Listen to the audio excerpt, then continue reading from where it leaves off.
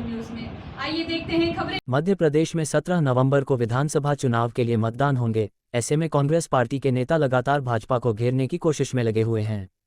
इसी कड़ी में कांग्रेस के राष्ट्रीय प्रवक्ता चरण सिंह सप्रा ने इंदौर के रीगल तिराहा स्थित निजी होटल में एक प्रेस वार्ता कर जहां उन्होंने महंगाई डायन का प्रतीकात्मक पुतला भी प्रदर्शित किया, तो वहीं चरण सिंह सप्रा ने बीजेपी पर निशाना साधते हुए कहा कि किसी समय में भाजपा ने ही महंगाई को डायन नाम दिया था और सर पर गैस की टंकी रखकर या प्रदर्शन करते थे, लेकिन आज महंगाई डायन भक्तों की बुआ बन गई है।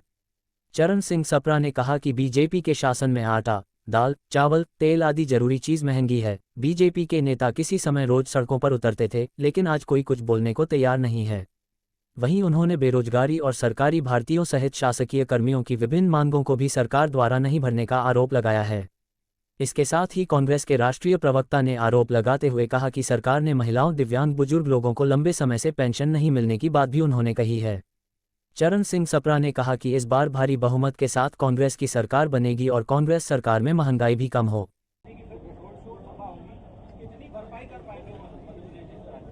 अभी प्रधानमंत्री कितना ही डैमेज कंट्रोल कर लें, डैमेज तो हो चुका है। जनता ने तय कर लिया है कि भारतीय जनता पार्टी से छुटकारा लेना है, भारतीय जनता पार्टी को निपटाना है, ये जनता ने तय कर लिया है।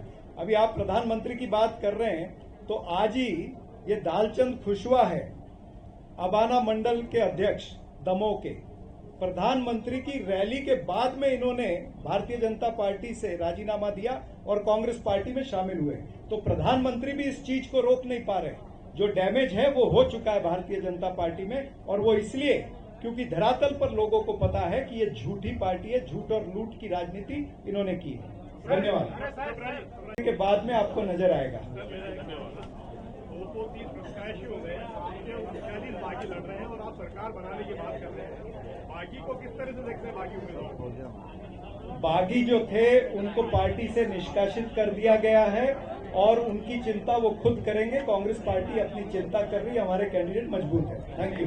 आपने एक बयान दिया है, किस तरीके से आप देखते हैं? उसको बड़ा ही भद्दा बयान था। मेरे ख्याल से उस बयान के लिए आदरणीय नीतीश कुमार जी ने खुद माफी मांगी है, सदन के अंदर खड़े होकर के माफी मांगी है। वो विषय पर उससे ज्यादा बोलने की जरूरत नहीं है। एक बयान दिया है, किस तरीके से आप देखते हैं? उसको बड़ा ही भद्दा बयान था। मेरे ख्याल से उस बयान के लिए आदरणीय नीतीश कुमार जी ने खुद माफी मांगी है। प्रियंका जी जहाँ भी सभा लेने जा रही है वो उनके बारे में कहा जा रहा है कि वो होमवर्क करके नहीं आती है। एक सभा में उन्होंने समर्थन मूल्य शब्द बोल गई। अभी ताजा रोड शो में वो संजय शर्मा बोल गई शुक्ला को। आपका आदरणीय मित्र, ये बहुत बार संभव होता है कि आदरणीय प्रधानमंत्री भी कहीं न कहीं उनकी स्लिप ऑफ टंग होता है। अब दावोस में जाकर के प्रधानमंत्री ने क्या बोला था, और जब प्रधानमंत्री ने बोला था कि 600 करोड़ जनता ने मुझे चुन करके दिया है, तब तो ये कोई सवाल नहीं आए थे।